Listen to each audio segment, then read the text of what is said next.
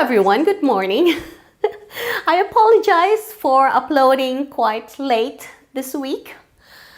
And it's just one of those weeks when there are so many things going on. If you're following my channel, you probably know from my storytelling that I'm a member of 3 choirs.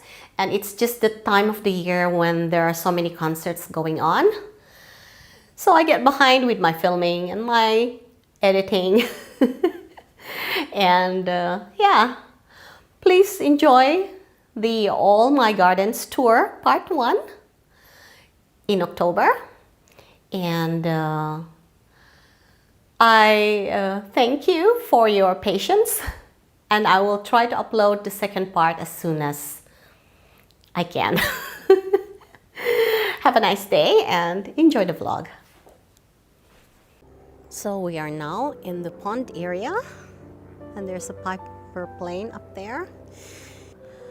There are a lot of foliage to gather from the sequoia. And my husband mounted 4 posts so we can put a netting under the sequoia to catch all the foliage so it won't drop in the water. And there's nothing going on here anymore. I pulled out 2 of my elephant ear plants that I parked there last summer. So I will just be cleaning up a little here in the next few days. We are now in the shade garden, and like the pond area, nothing is going on here right now except for the hydrangea in the pot that is drying up. I forgot about it. I switch off my watering system now because there is enough moisture during the night, and in the morning it's really wet here. But of course the pots need water, so I'll have to put some water there. The rose triangle from this angle. The roses, at least 2 of the roses are still in bloom.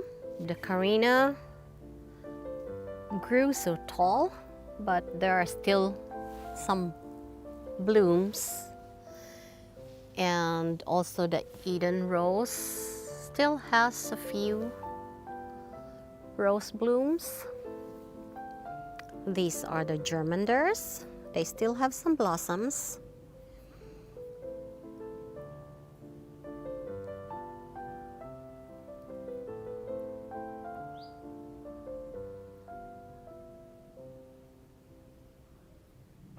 The Malva muscata still has some blossoms too.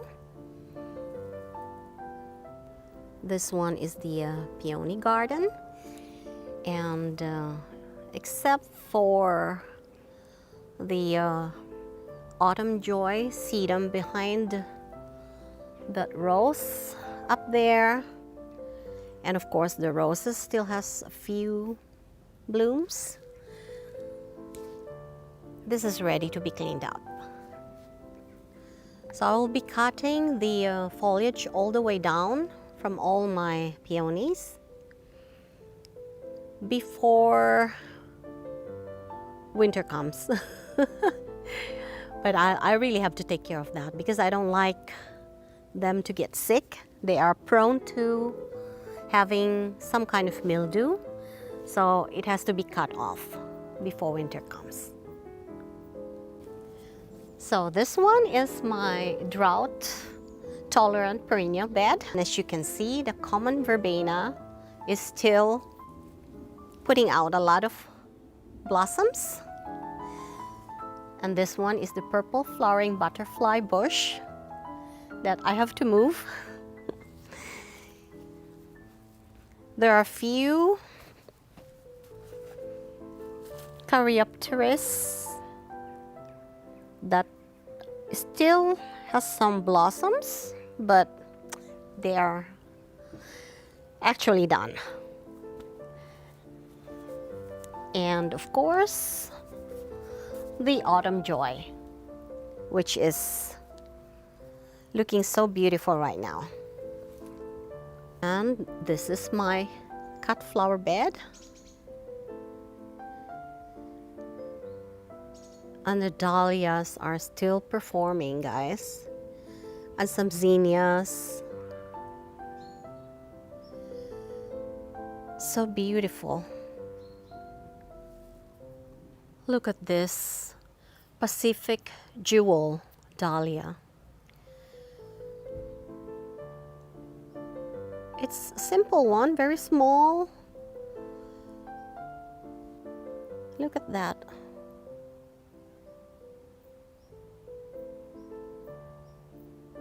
It's beautiful.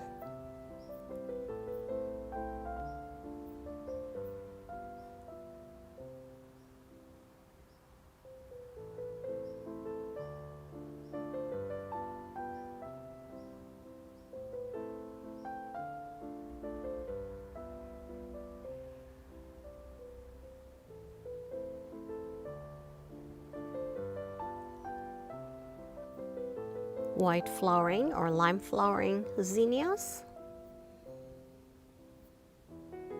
Lysums are still in bloom. I just love this colorful flax plants over here. Look at that color. It's not red, it's not pink, it's not fuchsia, but it's just beautiful. I don't know, maybe you can call it red.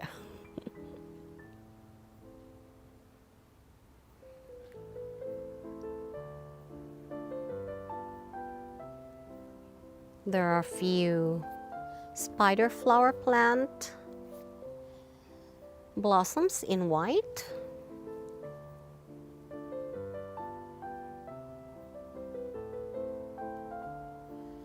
And I think I have another pink one someplace. There it is. And of course, the zinnias in between. The snowflake dahlias are still in bloom too. And some cantarinos in between. Look at that bee. Really busy right now.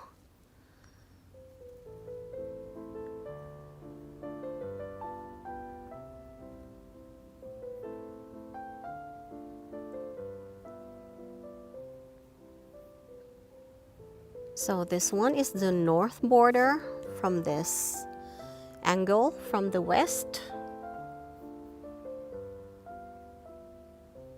And this one is a Japanese anemone, the pink flowering ones. They are really beautiful. They're not that tall. They tend to, yeah, they're not really that invasive, but they do spread. To the left is the Japanese viburnum, and it has this very beautiful autumn color right now.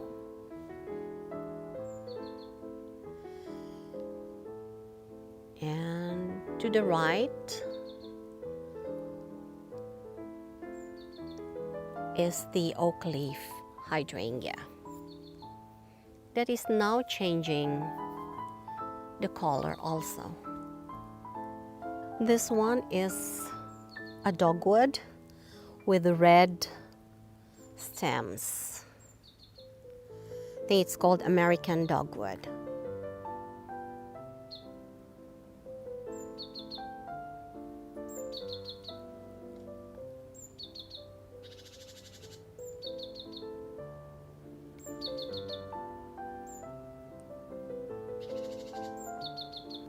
So the hydrangea Annabelle to the right is still looking good.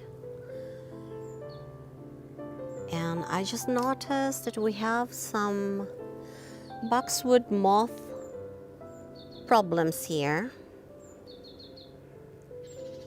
I was gone in July, and that's the time when I usually hang the trap with the pheromone capsules, and my husband didn't have time to take care of it, so I have to spray them with the bacterium very early next spring.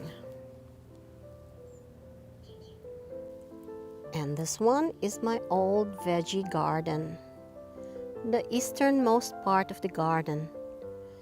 I have some hydrangeas here too, and some ilex or holly,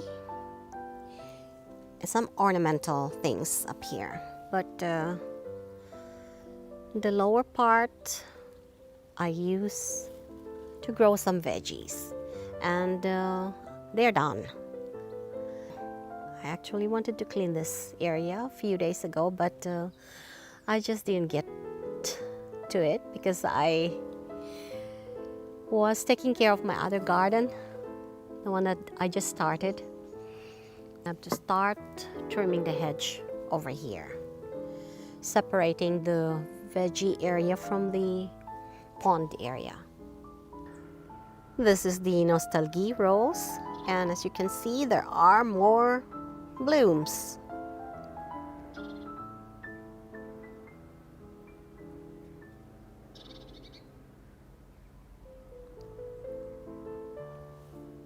And my last tomatoes. There are still more green tomatoes growing. But it's really getting too cold now. They are too ripe now.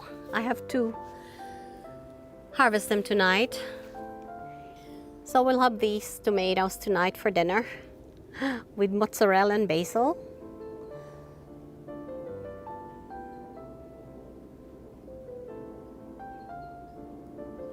And this one is the berry garden. I wasn't able to harvest most of the gold raspberries because I was just too busy, but I was able to harvest some and put them in the freezer because I didn't have time to process them. So there are a few more zinnias, and the red flowering dahlia is still performing.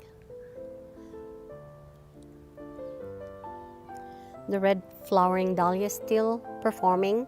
Maybe I should give it some water because, just like I said, my watering system is now off.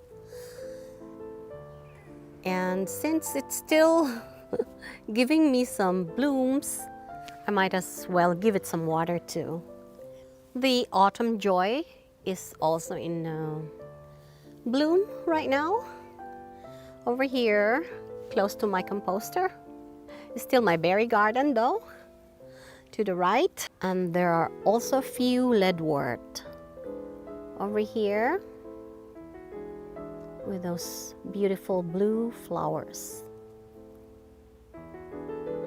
This one is the highest level of the garden.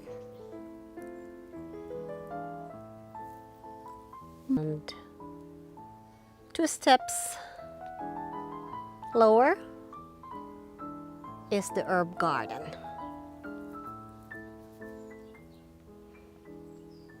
A lot of herbs here, different kinds. This pink flowering one is a fragrant hyssop, and I also have a blue flowering one.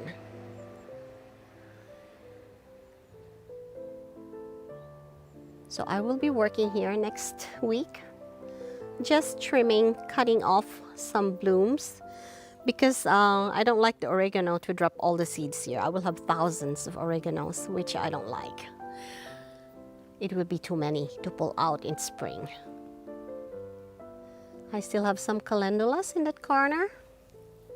That I don't mind. It can scatter all the seeds.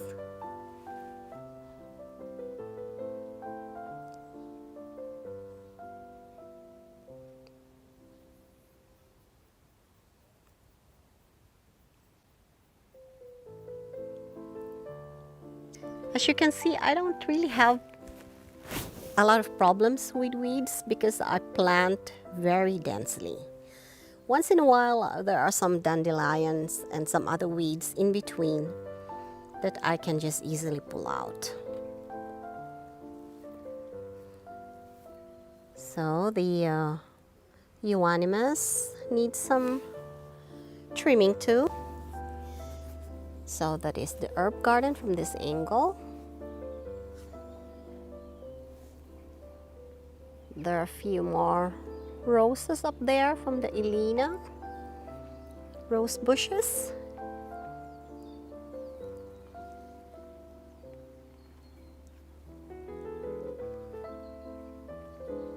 Oh, look at that cosmos that I planted there in that container. It is a very shallow container, and there is one ground cherry that grew there. I didn't plant it, it just grew there and left it. But as you can see, the container is really shallow, and the sunflower started leaning to the left.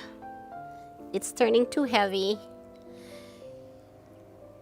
but it's almost done anyway. I still have a few nasturtium, cream flowering nasturtium, but the plant itself is full of lice. This plant is actually a magnet for lice, so if you have problems with lice, plant a nasturtium and they'll all go to the nasturtium instead of going to some other flowers that you might like to keep healthy away from lice. Plant a nasturtium and they'll go to the nasturtium instead. So there are a few more yellow rose blooms.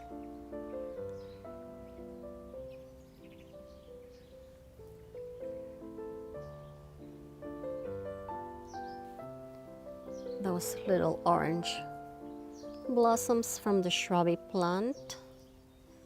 Just so beautiful. And the raised bed that I was working on a few days ago. The trumpet vine started turning yellowish now, and it will be dropping all the foliage for me to gather very soon. And this one is the rockery. I'm under the trumpet vine right now, and this is the view that I see.